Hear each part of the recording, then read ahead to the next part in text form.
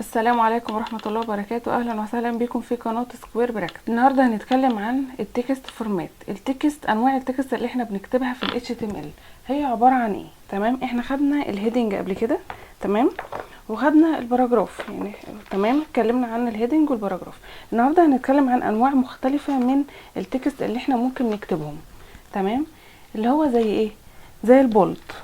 البولد هو بيظهر نفس شكل الهيدنج، بس احنا اتكلمنا ان الهيدنج احنا مستخدمينه علشان الاس اي او، يعني لازم يبقى هو فيه في ال HTML الصفحه الواحده فيها H1 زي ما احنا اتفقنا. البولد هيظهر لنا برضو نفس الشكل بس ملوش تأثير، يعني ملوش important، تمام. يعني مثلا هنكتب هنا تيست، تمام. هنعمل دلوقتي رن وهنشوف بيظهر لنا ازاي. تعالوا كده، تمام، اهو ظهر لنا في ايه؟ نوعه هو الستايل بتاعه بولد، فبيبقى اكنه فيه حبر زياده، يعني هو فيه بيبقى الخط تقيل شويه، تمام. برضو الهيدنج برضو بيطلع لنا كده الحبر برضو زياده، بس طبعا زي ما احنا اتكلمنا فيها اللي هو السايز والاس اي او والكلام الكتير اللي احنا اتكلمنا عليه في الفيديو قبل كده، تمام. اوكي، طيب في حاجه تانية برضو اللي هي السترونج. تعالوا كده نكتبها سترونج، ونكتب هنا سترونج تكست، ونعمل سيف، ونيجي نعمل ريفرش هنا، تمام. اهي ده السترونج تكست نفس الشكل. تعالوا بس نعمل بي ار، ده برضو element من اللي احنا اتكلمنا عليه قبل كده عشان ينزل لنا بس سطر جديد، تمام. نزل اهو، تمام. دوت اللي هو البولد ودوت اللي هو السترونج، تمام. الاتنين بيدونا نفس الستايل، اللي هما الاتنين نفس اكنه في حبر برضو زياده، تمام. هعمل فيديو ان شاء الله ايه الفرق بين البولد والسترونج، تمام، بس الفيديو يبقى بعد كده علشان الفيديو بس ده معانا ما يطولش، تمام. اوكي، طيب لو احنا عايزين نعمل خط مايل بيتعمل ازاي؟ تعالوا كده، في عندنا اللي هو الحاجه اسمها ايتاليك، اللي هو هيبقى الاليمنت اي. تعالوا كده نكتب ايتاليك ونعمل سيف، ونروح هناك ونعمل ريفرش. ايتاليك اهو، لو خدنا بالنا هو ايه؟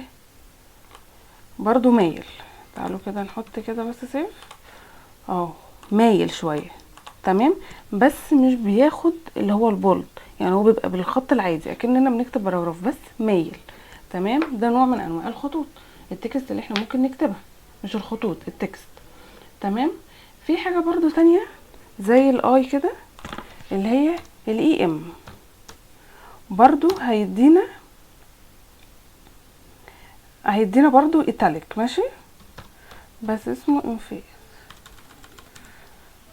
تمام. هيدينا برضو في الاخر شكل الايتاليك، تمام. تعالوا كده اهو، برضو نفس الحاجه، واعمل برضو فيديو ان شاء الله بين الايتاليك واللي هو الاي ام، تمام. بس برضو في فيديو بعد كده علشان برضو الدنيا ما تطولش معانا، احنا هنا بس بنتكلم عن انواع التكست اللي بنكتبها، تمام.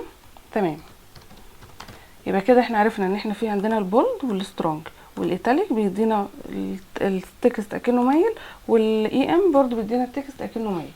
طيب لو عايزه اعمل تكست حاجه كده اكنه صغير، تمام، فهعمل ايه؟ هعمل حاجه اسمها smallest text. تعالوا كده نسيف، هيديني خط صغنن بس صغير عن المعتاد، تمام. تعالوا كده نشوف بيدوها لنا بفونت سايز قد ايه. سمولر فونت سايز لو عملناه 12 بكسل، يعني يعتبر هما بيبقى ب 13 بكسل، يعني اكنه 13 بكسل، الفونت سايز اكنه 13 بكسل، تمام. فبيبقى اصغر من الفونت العادي، تمام. وكل حاجه انا بديكم الانواع بتاعه التكست اللي احنا ممكن نستخدمها في ال HTML، ولما بتقابلوا في البروجكتس بتستخدموا الحاجه اللي مناسبه للبروجكت بتاعكم، تمام. طيب لو احنا عايزين نعمل حاجه اسمها هايلايت، يعني حاجه بيبقى التكست وتحتيه باك جراوند، عليه باك جراوند كده، اسمه ايه بقى؟ اسمه مارك، تاج اسمه مارك، تمام. تعالوا كده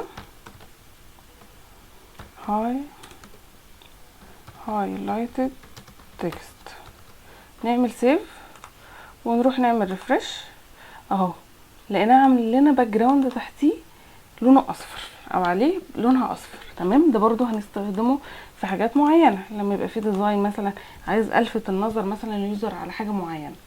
طيب افرضوا مثلا حاجة انا عايزة هنستخدمها في المواقع اللي هو بيبقى فيها عروض، يعني مثلا حاجة سعرها مثلا 200 عليها عرض فهتنزل ل 150 مثلا.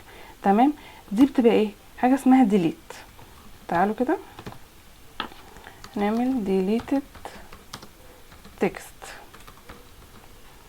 فهيظهر لنا اكنه اهو مشطوب عليه. ده بنستخدمه في العروض لو حاجة مشطوبة عليها حاجة قديمة وملغية واليوزر يعرف ان هي حاجة ملغية. تمام، فبنروح مستخدمين الديليتد دوت. تمام، في ايه تاني؟ طيب لو عندنا حاجة اسمها inserted، هيخلينا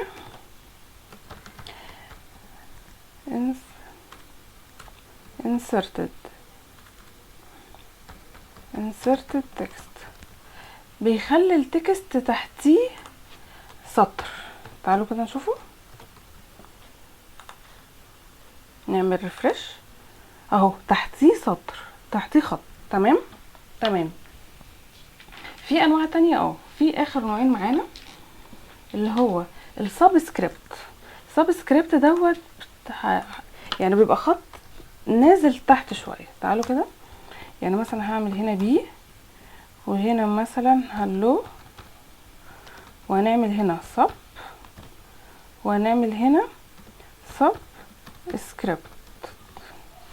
تعالوا كده نشوف، لو خدنا بالنا سبسكريبت نزلت تحت كده شويه. ممكن نستخدمها في الحاجات مثلا زي الحاجات الكيميائيه، فنعمل اتش وبعد كده مسافه هنا مفيش، وبعد كده هنا هي بتبقى كابيتال H2 مثلا هنا، ونعمل هنا O فيدينا المثال بتاع H2O اهو. تمام، ممكن نستخدمها في حاجات زي كده. طيب ممكن عايزين نستخدم حاجات زي اللي هي مثلا قص، اللي هي السوبر ست. تمام، هتبقى عامله ازاي؟ تعالوا كده نكتب، نعمل مثلا بي ونعمل مثلا اكس وبعد كده سوبر وبعد كده نكتب مثلا 2 فيدينا ده اكس 2 اكس اس 2. تمام، فممكن نستخدمها في المعادلات الرياضيه. تمام، وهنا في الحاجات الكيميائيه. والانسرتد يخلينا تحتنا خط، والديليتد لو في اي حاجه فيها عروض، والهايلايت اللي هو المارك لو احنا عايزين نلفت اليوزر لحاجه معينه. تمام، وده السمولست تكست اللي هو السمول بيدينا فونت سايز اقل من العادي، والايتاليك اللي هو الخط المايل اللي هنستخدم الاي او هنستخدم الاي ام، واللي هو بيبقى سترونج شويه او الحبر فيه كتير شويه بيبقى البولد او السترونج. وبكده يبقى الفيديو معانا النهارده خلص. لو في اي حد عنده كومنتس ممكن يكتبها لي تحت وارد عليها ان شاء الله. والسلام عليكم ورحمه الله وبركاته.